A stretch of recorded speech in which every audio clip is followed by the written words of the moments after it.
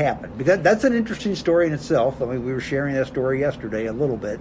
So one of my brothers used to work here. So we've vacationed in the area for years prior to 06. And where are you from originally? Well, my father was in the military when I Okay. was born. So I'm not from any specific place originally.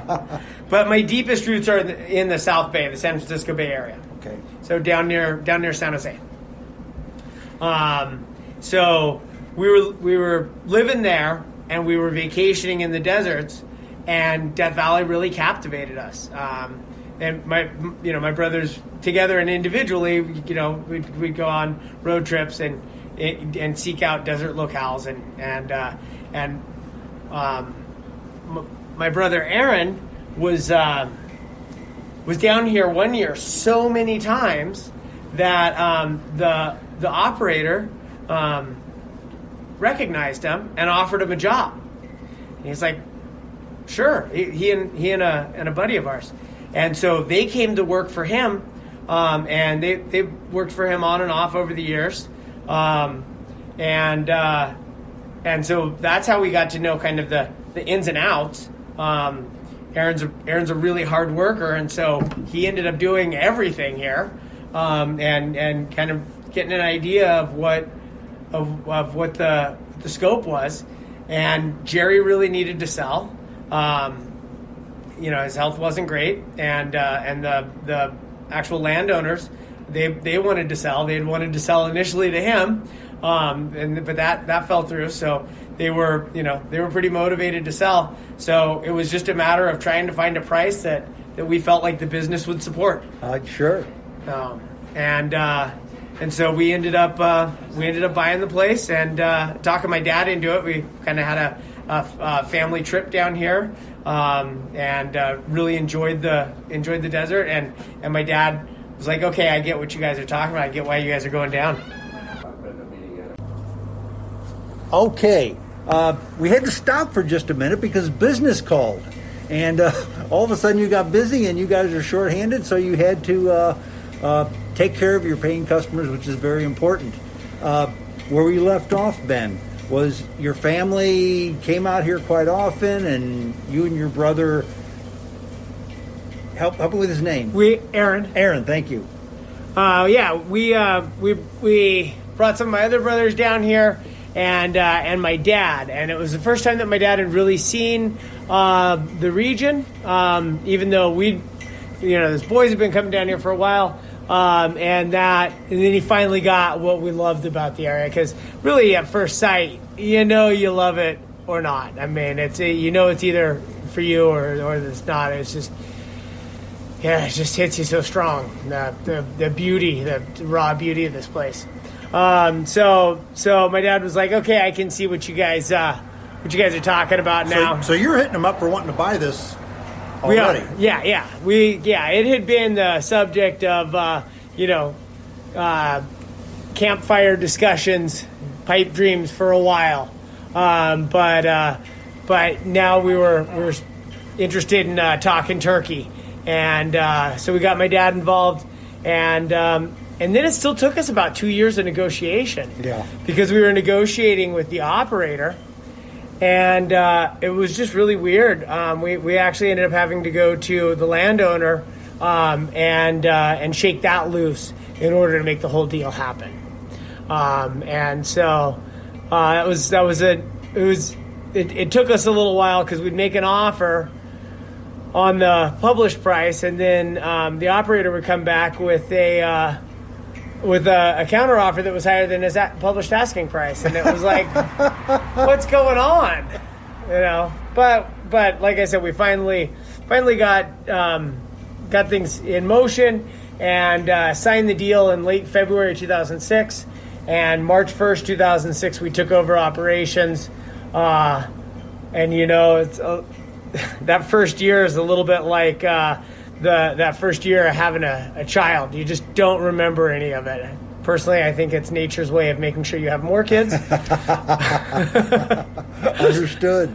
But I just, we worked really hard on short sleep, and there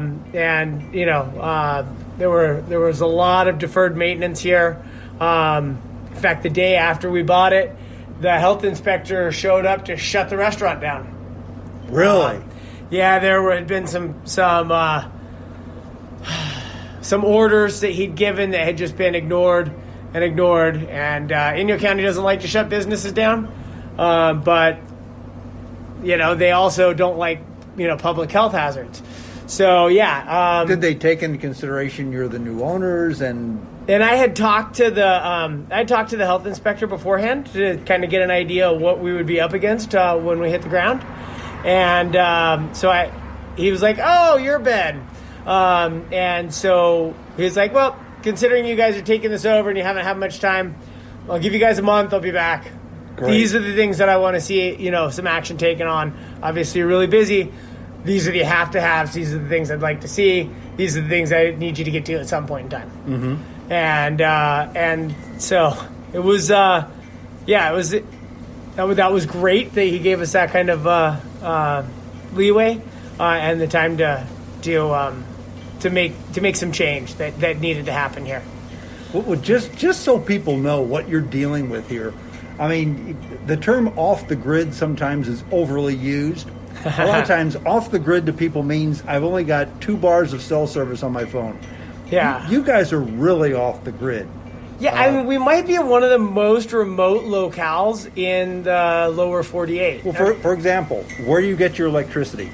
We get our electricity from burning diesel fuel and diesel generators. So, we've got to always have at least 2 diesel generators on hand operational in case one hiccups. I mean, you're running an engine 24/7. Yeah. Basically, stuff's going to go wrong from time to time. So, that has been a huge expense. I get the question a lot. Have you ever thought about solar? And when I'm feeling really plucky, I'll be like, no, it's never occurred to me. Well, the desert, because the sun shines all the time, right? Yeah. So except for maybe after 8 o'clock at night. Well, and when you're on the grid, when you have some kind of grid to tie into, solar's really easy to put in. Exactly. You throw the switch and now you go to the grid. Yeah, or you just supplement and Right. you just take less from the grid. There's a couple of different ways you can do it. Or you just sell your energy to the grid. Right. Yeah. But here, we would actually, in order to realize with our old generator infrastructure, and really we got a new generator infrastructure right before COVID hit, so we haven't really fully been able to take advantage of it. But before that, we would have had to have shut the generator off in order to see any ROI on the solar cells. Yes. Because the difference between idle speed and full speed was only about 25 gallons. Okay. So we're talking 75 gallons burned per day for 24-hour period. So we're talking How many gallons do you use in a 24-hour period? Well, right now, because of these new generators, we're burning only about 75 gallons A day. At how much a gallon? It's that changes by market, but right now I think it's somewhere around $3.25. Yeah, that's a lot of money to run electricity here. Yeah, Just to keep the lights on. 2008 was the worst year. There were days where it cost me over $450 in electricity per day. So, but that was a bad year. 2008 was a tough one. But Fuel costs were higher then too. Fuel costs were higher, and they spiked dramatically at the same time that the economy just tanked out. Right. And I thought that was going to be the toughest year I'd ever seen. Well, and water, and water. Where do you get your water? Yeah, so water, we're really fortunate. So the place is named Panamint Springs, but as I talked about before, the springs dried up in 36. So we actually get our water from nearby Darwin Falls. In 1937, I think it was, the Reeds got rights to pull from the Darwin Falls system, and they put in a nearly 5-mile long pipeline that we still use today. And you can see that running along 190 here. Yes, it's an overland pipe, which has its benefits because when you have a break or a leak, it's easier to find. You can see it. But it also has its negatives, which is it's a lot more susceptible to the temperature differentials between night and day. And at some times of the year, those are pretty extreme. So spring and fall, our busiest time with Americans, is also our most problematic time with the pipeline. Because the temperature differentials can be 30 to 40 degrees a day versus like the 20, maybe 25 degrees that we see in the summer. Now, I see the pipeline coming in. I see the reservoir at the top of the hill. So I'm guessing is it gravity feed from the falls to the reservoir? It is a brilliant design. It was updated. The pipe has always been gravity feed. But they used to just gravity feed it and use it, I guess maybe boil it. But Jerry Graham, the previous operator, put in some sand filters. Okay. And so we're actually overseen by the state. I've got a water treatment certification. We've got to make sure that we meet the clean water standards for California and the clean water standards for the federal government because we're serving it to people.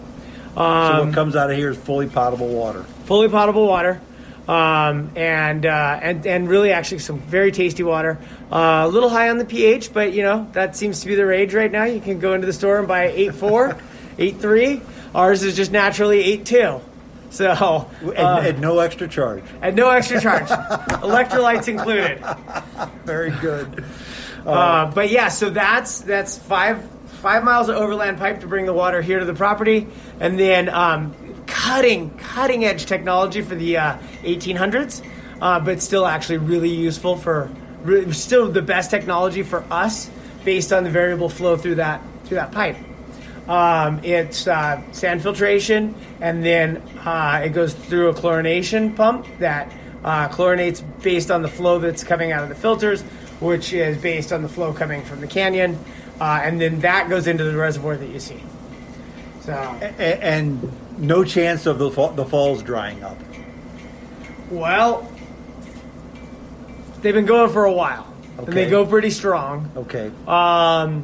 It's pretty unlikely that they'll dry up, but it is a fairly tectonically active area. Yeah, you have an earthquake and it's gone. Yeah. So, but there are several springs that feed into that system. So if China Spring one, is just you the still first get one. Another one. Yeah. Okay. Very good. Yeah, we hiked up to the falls in April when we were here last time, and you just see the pipe all along, and you see it.